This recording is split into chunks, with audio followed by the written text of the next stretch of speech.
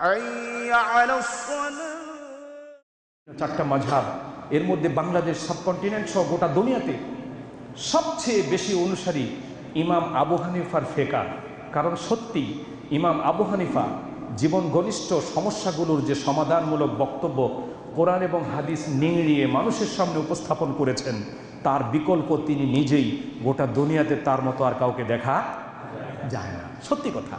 সমকালীন যুগের প্রভাবশালী বাদশাহ খলিফা মনসুর তাকে প্রস্তাব দিয়েছিল। কি প্রস্তাব দিয়েছিল? দেশের সবচেয়ে সম্মানিত পদ চিফ জাস্টিসের পদ অলঙ্কৃত করুন, প্রধান বিচারপতি হিসেবে আপনাকে আমি নিয়োগ দিতে চাই। আপনি প্রধান বিচারপতি হয়ে আপনি বাগদাদের সে আদালতে বসুন। ইমামে আজম আবু হানিফা রহিমাহুল্লাহ আল্লাহ প্রদত্ত এই জ্ঞান দিয়ে বাদশার এই প্রস্তাবের কুমতলব তিনি বুঝলেন। তিনি সরাসরি বললেন, কোনো বাতেল, কোনো জালেমের আন্ডারে বিচারপতি হয়ে ন্যায় বিচার করা যায় না। বেঈমানের সাথে একই মঞ্চে বসে ইমানের দাবির কথা উত্থাপন করা যায় না। যায়? ইমাম ইবনে তাইমিয়া কি চমৎকার বলেছেন। তিনি বলেছেন, তুমি কোরআন জানো না, হাদিস জানো না, ইসলাম বুঝো না, তাই না? ওকে ফাইন, তারপরও তো তোমার হেদায়েত দরকার আসেনি?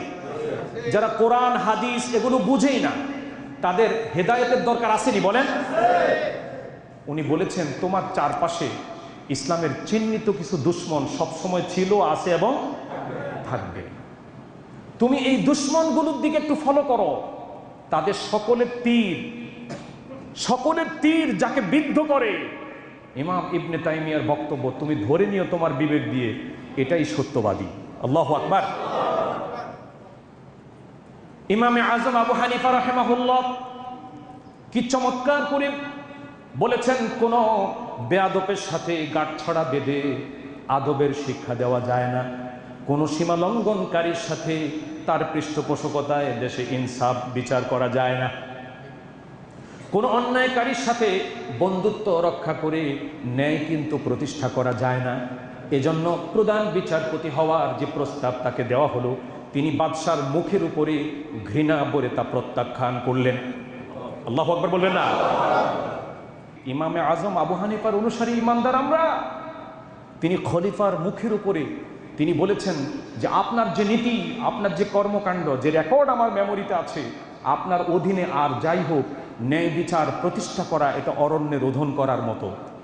সুতরাং আমাকে ব্যবহার করে আপনি আপনার রায়গুলো দেশবাসীকে শোনাবেন, এই ব্যাককেলামি ইমাম আবু হানিফা না। আল্লাহু আকবার বলেন। আমার মুখ দিয়ে গোটা দেশের মানুষ জানবে এটা ইমামের রায়, কিন্তু রায়টা আসলে ইমামের না, ইমাম শুধু পাঠক। কি? রায়ের পাঠক। এই ঘনে ধরা সমাজের মধ্যে এই সীমালঙ্ঘনকারীর এই পরিস্থিতিতে আমি ইমাম আবু হানিফা চিফ জাস্টিসের পদ নয়, আমি নিম্ন আদালতেও বিচারপতি হিসাবে আমি অংশগ্রহণ করব না। খলিফার মাথা নষ্ট, পুরা মাথা গরম।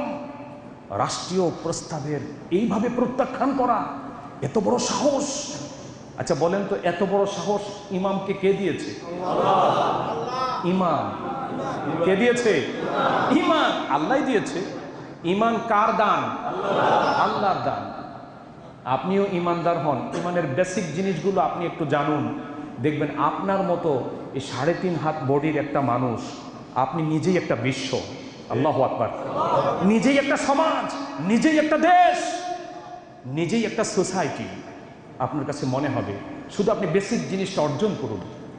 ইমামে আজম আবু হানিফা রাহিমাহুল্লাহ তিনি জানেন বাদশার প্রস্তাব প্রত্যাখ্যান করার ফলাফল তিনি জানতেন। তিনি কোনো মূর্খ, তিনি কোনো সাধারণ মানুষ ছিলেন না।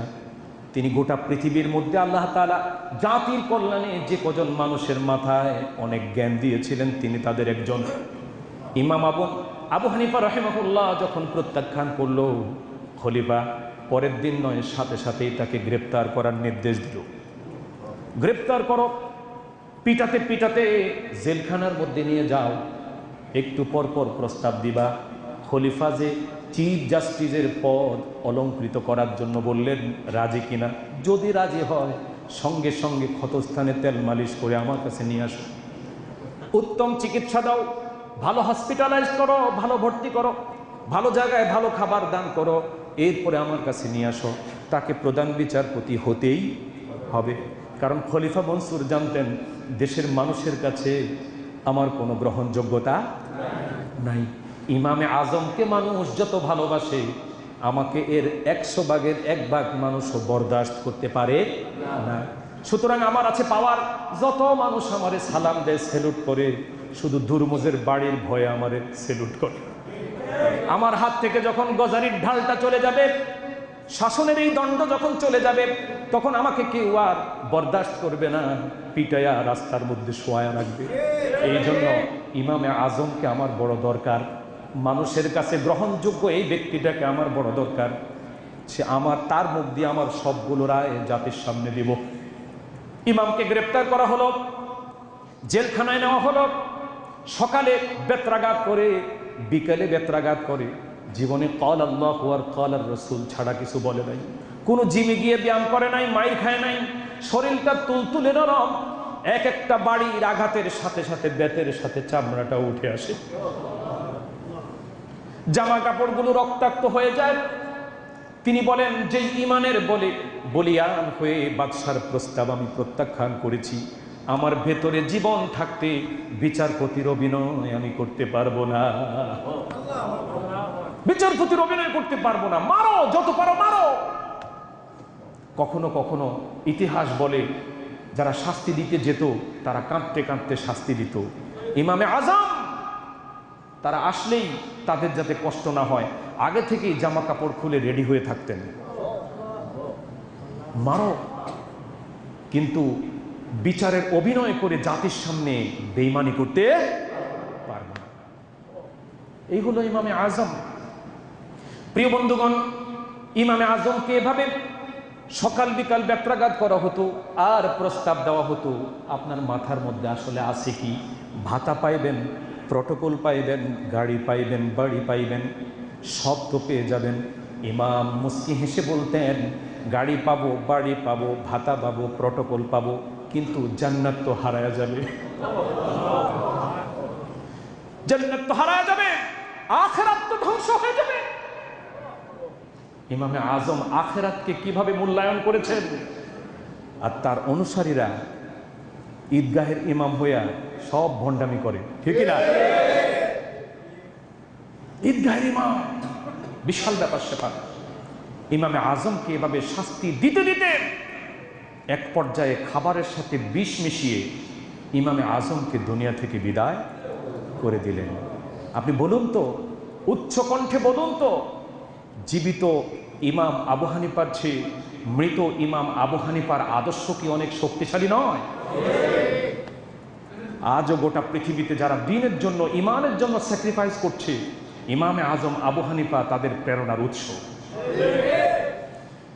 কিয়ামত পর্যন্ত পৃথিবী যতদিন থাকবে, ইমামে আজম নিপীড়িত মজলুম ইমানদারদের প্রেরণার উৎস হয়ে থাকবে, ঠিক না? দুনিয়া থেকে তো মনসুরও চলে গেছে, ইমাম আবু হানিফাও চলে গেছে, এখন দুজনেরই দুনিয়ার জীবন শেষ। ইমাম বলতেন যে, দেখো, আমার ছেলে মেয়ে, আমার স্ত্রী, আমার আত্মীয় স্বজন থেকে বিচ্ছিন্ন করে, আমার পিঠের চামড়াকে রক্তাক্ত করে তুমি আমার পার্থিব জীবন ধ্বংস করে দিয়েছ। মনসুর, বার্তা পৌঁছে দিও, আর আমি তার সমস্ত নিপীড়ন সহ্য করে তার আখিরাতকে আমি বরবাদ করে দিয়েছি। সে আমার অস্থায়ী সুখ নিয়েছে, আমি তার চিরস্থায়ী সুখ কেড়ে নিয়েছি। আল্লাহু আকবার। এটার নাম বিশ্বাস। এটার নাম কি? বিশ্বাস।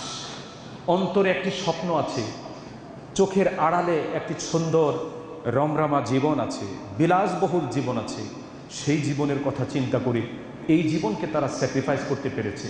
আছে আমাদের সমাজের মধ্যে আখেরাত বিশ্বাস করে, আখেরাত বুঝে, আখেরাতের শাস্তি এবং আরাম বুঝে, এরকম কয়জন লোক আপনি দেখবেন যে এই সমাজে আছে?